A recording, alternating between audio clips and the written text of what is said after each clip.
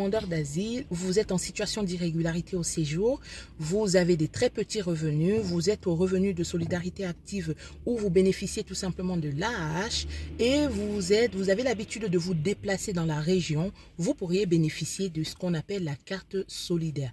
La carte solidaire, c'est une carte qui est rattachée au TER, aux transports express régionaux, et qui est totalement gratuite et qui vous permet d'avoir jusqu'à moins 80% sur les trains.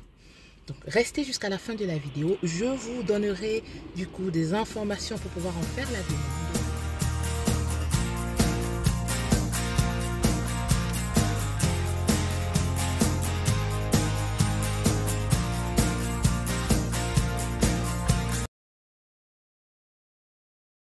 J'espère que vous allez bien. Donc, je m'appelle Mariette de la chaîne Demande d'Asile de A à Z. Je reviens aujourd'hui, comme convenu, avec une autre vidéo où cette fois-ci, je veux aborder avec vous une question qui m'a été posée par un internaute. C'est une question en lien avec les titres de transport. Pas la gratuité, mais plutôt les réductions possibles avec des titres de transport. Donc c'était par rapport à la carte solidaire. Donc je me suis dit, tiens, ça pourrait être l'objet d'une vidéo. Donc dans cette vidéo, je vais vous donner des éléments, des informations qui pourront vous permettre de bénéficier, de solliciter la SNCF pour demander une carte solidaire. La carte solidaire, c'est une carte du coup qui est subventionnée par la SNCF et c'est une carte qui est délivrée aussi par la SNCF et qui permet de bénéficier des réductions jusqu'à moins 80%. Elle est totalement gratuite, c'est-à-dire que c'est une carte qui permet, voilà, pour en bénéficier, il faut en faire la demande. Et elle n'est pas payante, elle est gratuite.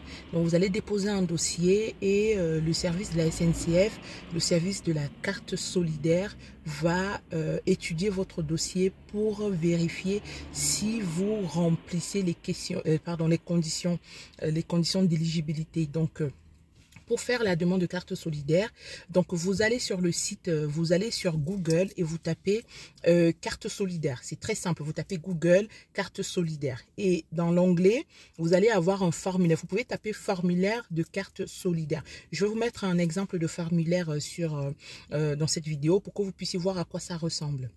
Donc vous imprimez du coup le formulaire de la carte solidaire et une fois que vous avez imprimé ce formulaire là, vous vous faites aider. Si vous pouvez le remplir, c'est très simple, hein. On vous demande votre nom, votre prénom, on vous demande aussi si c'est la première fois que vous faites la demande.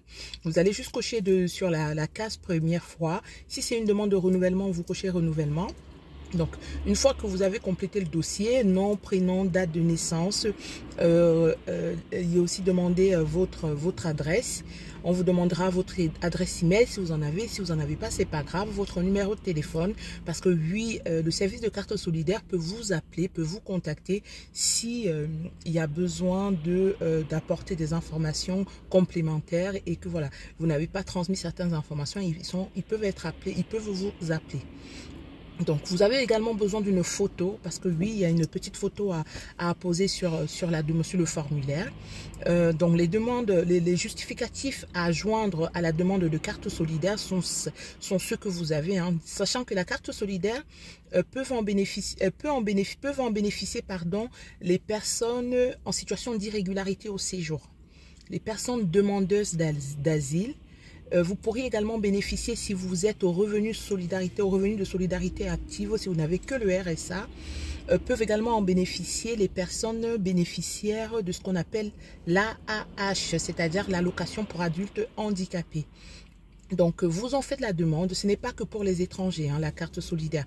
La carte solidaire, c'est soumis à une condition de revenu. Voilà, si vous avez des revenus, vous avez des petits revenus et que vous êtes appelé à vous déplacer dans la région, vous pouvez en faire la demande. Aussi, comme son nom le dit, la carte solidaire, ça permet d'avoir des réductions sur les TER, sur des transports express régionaux, des TER, pas sur les intercités. Bon, intercités, c'est généralement les trains qui font d'une grande métropole à une grande métropole. Je vais prendre un exemple. Les trains intercités Toulouse-Paris, c'est un intercité. Un TER, c'est par exemple Limoges-Guéret. Ça peut être Bordeaux-Limoges parce que c'est dans la région. Donc, les cartes sont rattachées, les cartes sont régionale. Donc, si vous faites une demande de carte vitale, ne soyez pas surpris que quand vous achetez votre billet pour aller, par exemple, à Paris, que vous n'ayez pas de réduction. Et comme je disais tantôt, les réductions sont jusqu'à moins 80% pour les déplacements dans la région. Donc, comme je disais tantôt, au niveau de la demande, vous faites du coup, vous imprimez le formulaire, vous complétez le formulaire, vous joignez à ce formulaire une pièce d'identité, sachant que dans la pièce d'identité, comme je disais tantôt, si vous êtes en situation d'irrégularité au séjour, vous pourriez transmettre une pièce d'identité de votre pays d'origine. Ça peut être un passeport, ça peut être une carte d'identité nationale de votre pays d'origine. Vous pourriez également transmettre, vous devriez également transmettre à ce document, à ce dossier-là, pardon, c'est l'alarme. Vous devriez également transmettre à ce dossier-là une attestation d'hébergement, les justificatifs de revenus. Donc, si vous êtes au RSA, vous devriez joindre une attestation de RSA.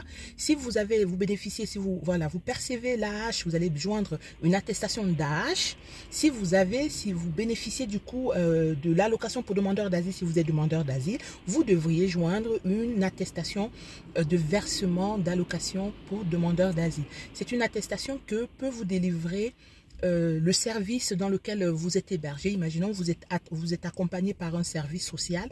Vous demandez au travailleur social de vous transmettre cette fiche-là. Ou alors vous faites aider par le travailleur social. Donc l'attestation de versement pour l'allocation pour demandeurs d'asile est édité sur un logiciel qu'on appelle le DN-Arrobas. Donc, les travailleurs sociaux y ont accès et peuvent vous en sortir des copies. Vous devriez également joindre une attestation d'hébergement. Si vous êtes hébergé, vous devriez demander au service qui vous héberge de vous fournir une attestation d'hébergement pour que vous puissiez faire votre demande. La carte solidaire, c'est une carte qui vous permet de bénéficier jusqu'à moins 80% de réduction sur des trains TER, dans les trains, des transports express régionaux.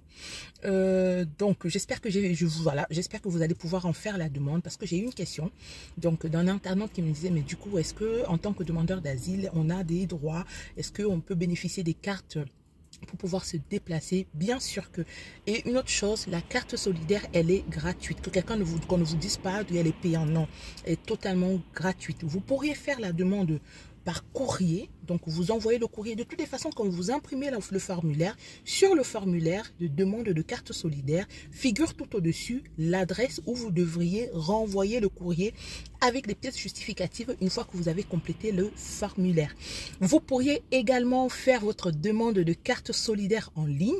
Vous pourriez aller, du coup, vous faites demande de carte solidaire en ligne, vous allez rentrer sur le site de la carte solidaire. Cependant, il faut au préalable avoir scanné sa photo, sa pièce d'identité, l'attestation d'hébergement et les attestations de versement.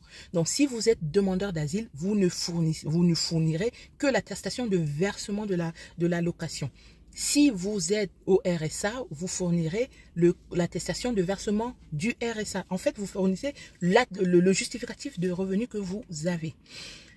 Voilà, j'espère que la vidéo va vous aider. N'hésitez pas, voilà, à m'écrire sur cette vidéo pour me dire si vous en avez fait la demande. Si vous êtes bloqué ou que vous n'arrivez pas soit à l'imprimer ou ne retrouvez pas le formulaire, n'hésitez pas à m'écrire. Je prendrai un plaisir à vous l'envoyer pour que vous puissiez en faire la demande.